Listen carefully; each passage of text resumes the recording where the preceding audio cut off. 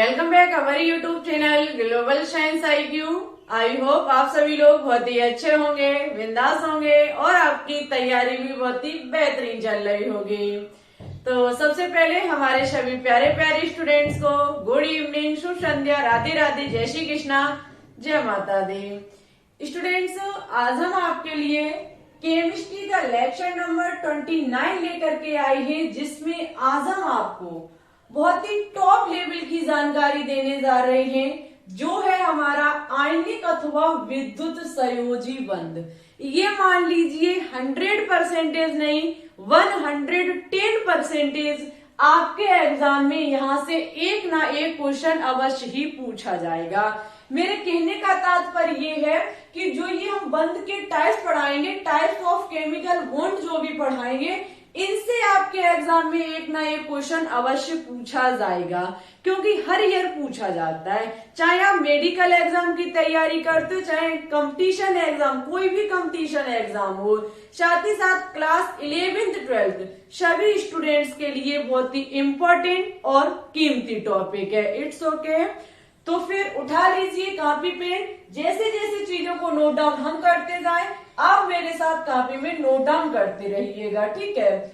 चलिए तो फिर ज्यादा समय ना लेते हुए डायरेक्ट हम अपने टॉपिक पे बात करेंगे। देखो, सबसे पहले हम आपको बता दें, ये हमारा रासायनिक बंध केमिकल बॉन्ड जो चैप्टर चल रहा है, जिसका ये पार्ट नंबर 4 है, ठीक है। ये जो है वो हमारा इसका पार्ट नंबर 4 है। अभी तक आपने 1, 2 और 3 पार्ट को नहीं देखा तो प्लेलिस्ट में जाकर के देख लीजिए, क्योंकि तीनों ही पार्ट आपके लिए बहुत ज्यादा इम्पोर्टेंट है। उनको नहीं देखोगे तो आज का ये पार्ट आपके सर के 2 मीटर ऊपर से निकलेगा, ठीक है। तो एक बार जरूर देखिएगा, उसके बाद इस क्लास को देखिएगा।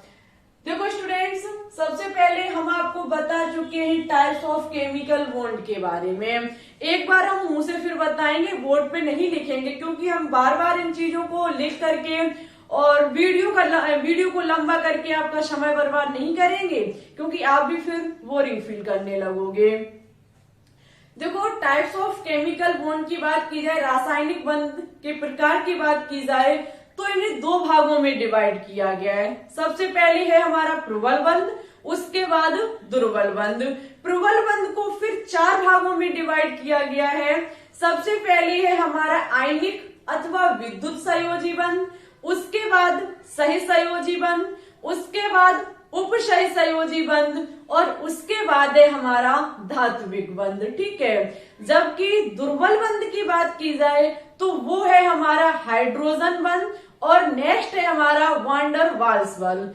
इस प्रकार से पूरी हमारी टाइप्स ऑफ केमिकल बॉन्ड की श्रेणी बनके तैयार हो जाती है, ठीक है। उसी में प्रबल बंध का फर्स्ट टाइप आयनिक अथवा विद्युत संयोजी बंध के बारे में बहुत ही डिटेल से हर एक पॉइंट को बहुत ही क्लियर करते हुए आज की क्लास में हम चलने वाले हैं, ठीक है। देखो, सबसे पहले आपको पता है कि हमने आपको बताया था कि कोई भी एलिमेंट्स जो है, कोई भी तत्व जो है वो बंध बनाता क्यों है। इसका रीजन हमने आपको बताया था कि प्रत्येक एलिमेंट्स क्या चाहता है, अपने वहतम कोश में 8 इलेक्ट्रॉन को पूर्ण करना। अपने वहतम कोश में जब वो 8 इलेक्ट्रॉन को पूर्ण कर लेगा तो वो स्थायी विन्यास ग्रहण कर लेगा, और ये स्थायी विन्यास होगा अक्रिय गैसों के समान।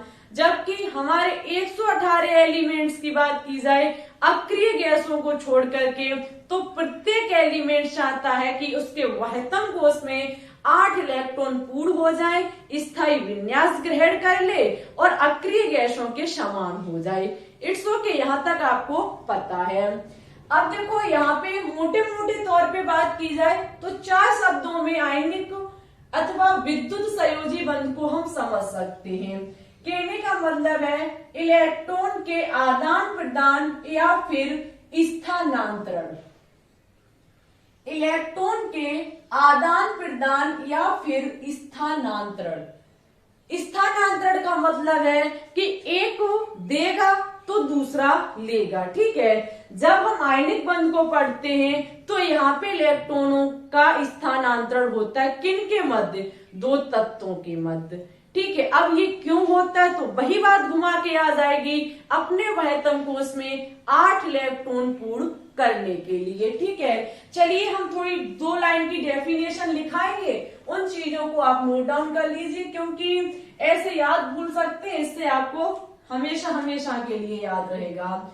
लिखिए, दो तत्वों के मध्य, दो तत्वों के मध्य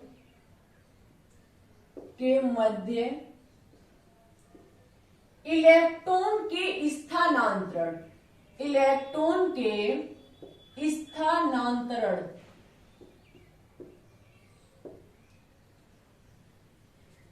से बनने वाला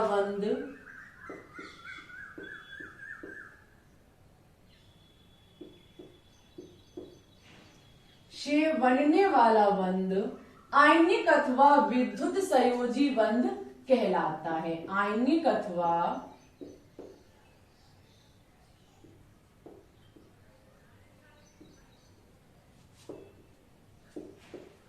ये चीज बहुत ज्यादा इंपॉर्टेंट है, विद्युत संयोजी बंध कहलाता है। 2 लाइनों में हमारी पूरी जानकारी यहां से आपको मिलेगी। ठीक है,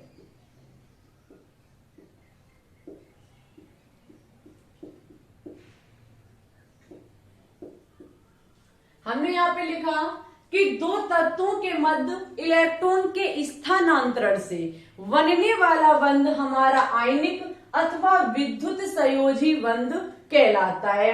यहाँ पे क्या काम होता है, इलेक्ट्रॉनों का स्थानांतरण होता है। कहने का तात्पर्य है कि एक देने वाला होगा और दूसरा लेने वाला होगा। अब आपके माइंड में बहुत ज्यादा बातें घूम रही होंगी, कहीं एक आपके दिमाग में चीजें चल रही होंगी, जैसे कि कौन एलिमेंट्स इलेक्ट्रॉन का दान करेगा और कौन ऐसा एलिमेंट्स होगा कि वो इलेक्ट्रॉन को ग्रहण करेगा। तो भाई बहुत इजी है कि आपको हमने पहले से जानकारी दे रखी है कि धातुएं हमेशा इलेक्ट्रॉन को दान करती हैं और अधातुएं हमेशा इलेक्ट्रॉनों को ग्रहण करती हैं। ठीक है, धातु जब इलेक्ट्रॉन का दान करेंगे तो यहाँ पे क्या होगा, धनायन बनेगा, और अधातुएं जब इलेक्ट्रॉनों को ग्रहण करेंगी तो यहाँ पे ऋणायन बनेगा। ठीक है, अब मेन चीज है कि क्वेश्चन पूछा जाता है कि आयनिक और संयोजी बंध जो है वो आयनिक अथवा विद्युत संयोजी बंध किन के बीच बनता है। तो सबसे फर्स्ट पॉइंट नोट डाउन कीजिए कि ये धातु और अधातु के बीच बनता है। ठीक है, एक एलिमेंट्स हमारा धातु होना चाहिए और दूसरा हमारा अधातु होना चाहिए। एक बार भाई फोन को चेक करेंगे कहीं ओवरहीट। चलिए, अभी हमने जो बताया अब हम इन चीजों को नोट डाउन करेंगे। ठीक है, अभी जो हमने कुछ बताया आपको कि धातुएं जो हैं वो इलेक्ट्रॉनों को दान करके धनायन बनाती है, तो हम लिखेंगे कि धातुएं इलेक्ट्रॉन को दान कर धनायन, जिसे कहा जाता है कैटायन। ठीक है, धनायन में परिवर्तित हो जाती हैं।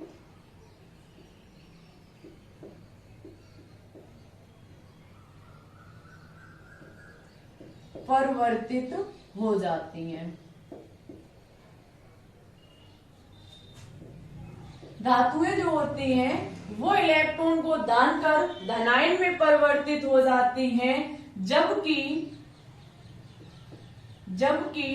अधातुएं जो होती हैं, अधातुएं इलेक्ट्रॉन को ग्रहण कर ऋणायन, यानी कि जिसको कहा जाता है एनायन, ऋणायन में परिवर्तित हो जाती हैं। ठीक है, ऋणायन में परिवर्तित हो जाती हैं।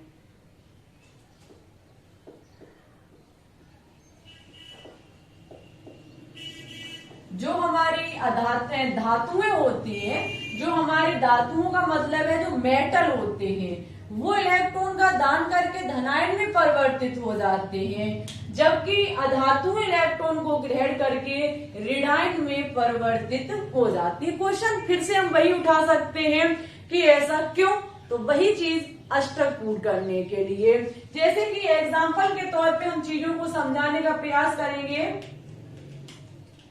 जैसे उदाहरण पे बात की जाए तो आपको पता है Na के बारे में, जो कि हमारा सोडियम और एक मेटल यानी कि धातु होता है। इसका इलेक्ट्रॉनिक विन्यास 281 होता है।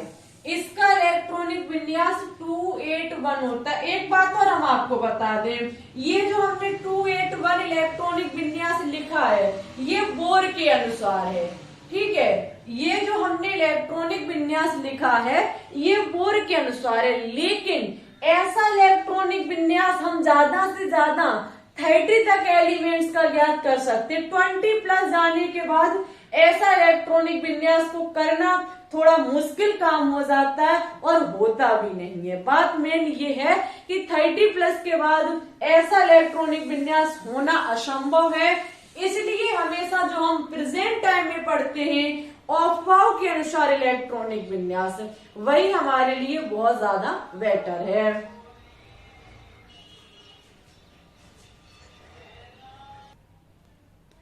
तो हमारा जो अफवाह सिद्धांत के अनुसार इलेक्ट्रॉनिक विन्यास है, उससे ये देखो ये जो इलेक्ट्रॉनिक विन्यास निकलता है वहां से निकाल सकते हैं। कैसे? तो देखो सोडियम 11 का क्या इलेक्ट्रॉनिक विन्यास होगा? 1s2 2s2 2p6 3s1 3s1। First course में 2 इलेक्ट्रॉन, सेकंड कोर्स में 8 इलेक्ट्रॉन और थर्ड कोर्स में 1 इलेक्ट्रॉन, ठीक है। तो ऐसे हम इस प्रकार से इस इलेक्ट्रॉनिक विन्यास को लिख देते हैं। अच्छा स्टूडेंट्स, इसके वाहितम कोष में 8 इलेक्ट्रॉन है। या तो ये क्या काम करे कि सोडियम चाहता है अपने वाहितम कोष में 8 इलेक्ट्रॉन को पूर्ण करना, या तो ये 1 इलेक्ट्रॉन का दान कर दे तो इसके में वाहितम कोष में 8 बच जाएंगे, पूर्णता ये फ्री स्थायी हो जाएगा, ठीक है। और या फिर क्या काम करे, ये कहीं से 7 को ग्रहण कर ले, 7 इलेक्ट्रॉन को ग्रहण कर ले। जानकारी के लिए बता दें, पहले भी बता चुके हैं कि यदि वाहितम कोष में 4 से कम है तो हमेशा दान करना है, कोई भी तत्व इलेक्ट्रॉन को दान करता है, और 4 से अधिक है तो वो हमेशा ग्रहण करता है। रीजन क्या है? रीजन ये है कि इसमें क्या काम होगा, 7 को ग्रहण करने के लिए बहुत ज्यादा एनर्जी चाहिए, जबकि 1 को दान करने में उतनी एनर्जी नहीं चाहिए, ठीक है। अब आपको पता है Cl एक हमारी अधातु होती है जिसका इलेक्ट्रॉनिक विन्यास 287 होता है, 287 होता है। ये एक इलेक्ट्रॉन को दान कर देगी, धनायन में परिवर्तित हो जाएगी। ये एक इलेक्ट्रॉन को ग्रहण करके ऋणायन में परिवर्तित हो जाएगा। ये धातु है और ये अधातु है, ठीक है। इनके बीच बनेगा बॉन्ड और बनने वाला बॉन्ड आयनिक बंध होगा। अभी हम आपको एग्जाम्पल से समझाएंगे, ठीक है। इतनी चीज हुई हमारी। देखो इस प्रकार से जो हमारे धनायन और ऋणायन होते हैं, इस प्रकार जो ऋणायन और जो हमारे धनायन और ऋणायन होते हैं, धनायन और ऋणायन एक दूसरे को, ऋणायन एक दूसरे को स्थिर, एक दूसरे को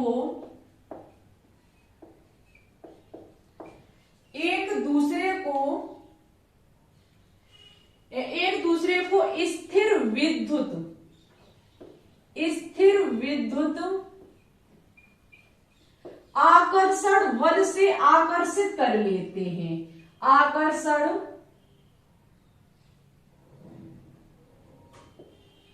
आकर्षण बल से आकर्षित कर लेते हैं, ठीक है।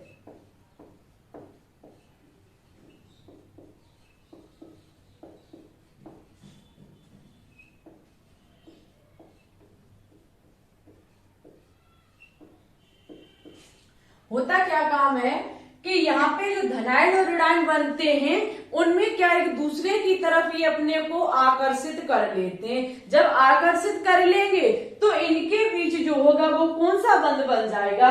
जिससे कि इनके बीच विद्युत संयोजी बंध बन जाता है, जिससे विद्युत संयोजी बंध बन जाता है। ठीक है, विद्युत संयोजी बंध।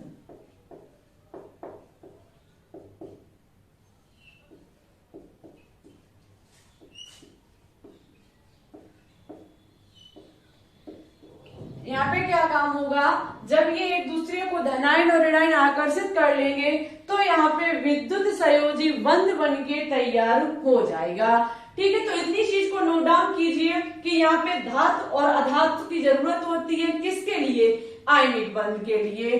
अब हम इसका सबसे महत्वपूर्ण एग्जाम्पल देखेंगे। एग्जाम्पल को समझ गए तो आपका आयनिक बंध भी बहुत अच्छे से क्लियर हो जाएगा। ठीक है, क्योंकि एग्जाम्पल ही इंपॉर्टेंट चीज है। एग्जाम्पल के माध्यम से किसी भी चीज को एक तो आसान बनाया जा सकता है और अच्छे से समझा जा सकता है। सबसे पहले कोई अच्छा खासा एग्जाम्पल लेंगे हम। सबसे अच्छा एग्जाम्पल लेंगे, माना कि आपको पता है कैल्शियम के बारे में और ऑक्सीजन के बारे में, आपस में मिलते हैं कैल्शियम ऑक्साइड का निर्माण करते हैं। अच्छा भाई कैसे करते हैं ये देखना चाहते हैं हम। आपको पता है कैल्शियम 20 होता है, जिसका इलेक्ट्रॉनिक विन्यास 288 होता है, यही तो इसका इलेक्ट्रॉनिक विन्यास होता है। स्टूडेंट्स, कैल्शियम एक धातु है, आपको पहले से पता है। यहाँ पे क्या काम होगा, वही बात, ये अपने वायतम कोश में 8 इलेक्ट्रॉन को पूर्ण करने का प्रयास करेगा। इसके वायतम कोश में 2 इलेक्ट्रॉन है, 2 इलेक्ट्रॉन है। या तो ये 2 इलेक्ट्रॉन का दान कर दे तो इसके वायतम कोश में 8 इलेक्ट्रॉन पूर्ण हो जाएंगे, या कहीं से 6 को ग्रहण कर ले तो 6 को ग्रहण करना नामुमकिन है, 2 को दान करेगा। अच्छा, इसके वायतम कोश में कितने इलेक्ट्रॉन है, 2 इलेक्ट्रॉन है, जिनको हम क्रॉस के माध्यम से दर्शाएंगे। 1 मिनट, जिसको हम क्रॉस के माध्यम से दर्शाएंगे। ठीक है, ये है हमारे कैल्शियम के वायतम कोश के 2 इलेक्ट्रॉन। इधर नजर डालेंगे तो ऑक्सीजन का इलेक्ट्रॉनिक विन्यास 26 होता है। भाई ऑक्सीजन, इसको 2 इलेक्ट्रॉनों की बहुत जरूरत है।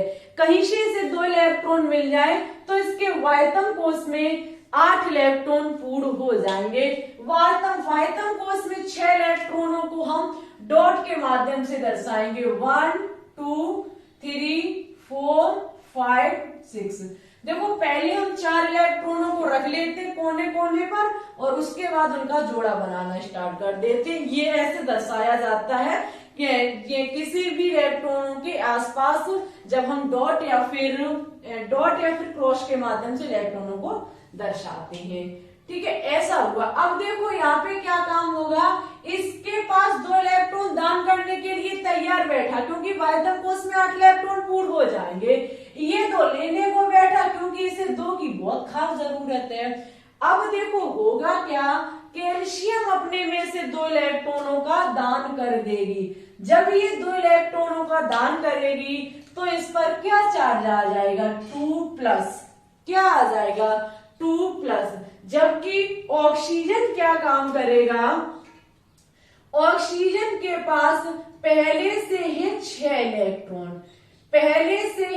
इलेक्ट्रॉन, और ये जो 2 इलेक्ट्रॉन है वो ऑक्सीजन के पास चले जाएंगे। जब ये 2 इलेक्ट्रॉन ऑक्सीजन के पास चले जाएंगे तो ऑक्सीजन के वायतम कोश में 8 इलेक्ट्रॉन पूर्ण हो जाएंगे। 2 इलेक्ट्रॉन को दान किया तो इसने क्या बनाया, इसके पास चार्ज आया 2-, प्लस माइनस आपस में कट जाएंगे, दोनों मिलकर के किसका निर्माण करेंगे, हमारे कैल्शियम ऑक्साइड का। किसका निर्माण करेंगे, कैल्शियम ऑक्साइड का। ऐसे करके एक धातु और अधातु के बीच जो बॉन्ड बनता है, आपस में ये जो आपस में जुड़े हैं इलेक्ट्रॉन के दान और प्रदान से बने, इलेक्ट्रॉन के स्थानांतरण से बने हैं, इनके बीच बनने वाला बॉन्ड जो होगा वो आयनिक अथवा विद्युत संयोजी बंध होगा, क्योंकि ये धातु और अधातु के मध्य बना है। अच्छा, नेक्स्ट एग्जांपल लेंगे हम। नेक्स्ट एग्जांपल लेंगे जो कि है हमारा कैल्शियम और क्लोरीन के बीच, कैल्शियम और क्लोरीन के बीच। वही बात, इसका इलेक्ट्रॉनिक विन्यास 2882 होता है, इसका इलेक्ट्रॉनिक विन्यास 287 होता है। मजेदार होगा, अंत तक देखिएगा। इसका इतना होता है। आपको पता है इसके वायतन कोष में 2 इलेक्ट्रॉन है, जबकि इसके वायतन कोष में 7 इलेक्ट्रॉन, 7 इलेक्ट्रॉन है। 1 2 3 4 5 6 7। भाई बहुत अचंभे वाली बात है, सोचने वाली बात है कि ये 2 का दान करेगा, बट कैल्शियम एक ही को, कैल्शियम 2 का दान करेगा, क्लोरीन एक ही को लेना चाहता है, क्योंकि एक को ले लेगा इसका अष्टक पूर्ण हो जाएगा। तो फिर इसका एक इलेक्ट्रॉन कहाँ जाएगा? तो होगा क्या, क्लोरीन का दूसरा साथी आएगा, क्लोरीन का दूसरा भाई आएगा, ठीक है। क्लोरीन का सेकंड भाई आएगा, वो कैल्शियम के दूसरे इलेक्ट्रॉन को ग्रहण कर लेगा, ठीक है, दूसरे इलेक्ट्रॉन को ग्रहण कर लेगा। कैल्शियम का एक इलेक्ट्रॉन इस क्लोरीन के पास जाएगा, दूसरा इलेक्ट्रॉन इस क्लोरीन के पास जाएगा। जरा दर्शाएंगे, जब कैल्शियम दोनों इलेक्ट्रॉन का दान कर देगा तो ये 2+ बना लेगा, ठीक है, ये 2+ बना लेगा। जब ये 2+ बना लेगा Cl, और ये हमारा Cl, इसके वायतन कोष में 7 इलेक्ट्रॉन, 1 2 3 4 5 6, 1 2 3 4 5 6 7, 1 2 3 4 5 6 7, ठीक है। एक इलेक्ट्रॉन इसके पास जाएगा, दूसरा इलेक्ट्रॉन इसके पास जाएगा। जब जाएगा तो Ca2+ है, Ca2+ है, जबकि Cl हमारे 2 हैं, कितने हैं? 2, Cl2-, ठीक है, Cl2-, जो कि बनके तैयार होगा CaCl2। क्या बनके तैयार होगा? कैल्शियम क्लोराइड CaCl2, ठीक है। मुझे उम्मीद है कि आपको बहुत अच्छे से समझ में आया होगा बनने वाला आयनिक बंध जो कि कैल्शियम क्लोरीन के बीच कैसे बना। Cl2 का क्या मतलब है, Cl2 क्यों लिया मैंने? क्योंकि कैल्शियम 2 का दान करेगा, एक क्लोरीन तो एक ही इलेक्ट्रॉन को ग्रहण कर सकता है, तो दूसरा आएगा क्लोरीन जो उसके को लेगा, और साथ ही साथ 2+, ये 2 हमारे इलेक्ट्रॉन, एक क्लोरीन का माइनस चार्ज, एक सेकंड क्लोरीन का माइनस चार्ज, क्योंकि Cl2 लिखा हुआ है, आपस में 2+2 - कट जाएंगे, लेकिन कटने के बाद लेकिन Cl के अणु कितने हैं? 2, तो हमारा बनके तैयार होगा CaCl2, ठीक है। चार्ज तो यहाँ पे 2- ही है, क्योंकि एक Cl का दूसरे Cl का, ठीक है, क्योंकि Cl2 अणु है Cl के, इसलिए ये है हमारा आयनिक बंध, विद्युत संयोजी बंध। मुझे पूरी उम्मीद है कि आपको आयनिक बंध बहुत ही अच्छे से, बहुत ही बेहतरीन तरीके से समझ में आया होगा। मेन चीज है कि ये धातु और अधातु के बीच बनता है। आपको यहाँ तक कोई भी परेशानी या फिर समझ में ना आया हो, अपना कमेंट बॉक्स में छोड़िए, हम आपके कमेंट का रिप्लाई करेंगे और उस चीज को अच्छे से समझाने का प्रयास करेंगे। कल की क्लास में आपको हम सिखाएंगे सहसंयोजी बंध, ठीक है। उसके लिए तैयार रहिएगा। यदि आज की क्लास के कमेंट बेहतरीन होंगे, पसंद की जाएगी, सपोर्ट की जाएगी, तो कल नेक्स्ट क्लास जरूर मिलेगी। आज की वीडियो अच्छी लगी हो तो प्लीज इसे लाइक करें, दोस्तों के साथ शेयर करें। चैनल पर अभी न्यू है तो चैनल को सब्सक्राइब करके बेल आइकन को दबा के ऑल पर क्लिक जरूर कर लें, जिससे आने वाली वीडियो के नोटिफिकेशन आपके पास टाइम टू टाइम पहुंचते रहे। कृपया करके हाथ जोड़ करके रिक्वेस्ट है, आज की क्लास को ज्यादा से ज्यादा शेयर कीजिएगा, ठीक है। तो फिर चलते हैं, अपना ख्याल रखिएगा। Thanks for watching this video. जय हिंद, जय भारत, ऑल द बेस्ट।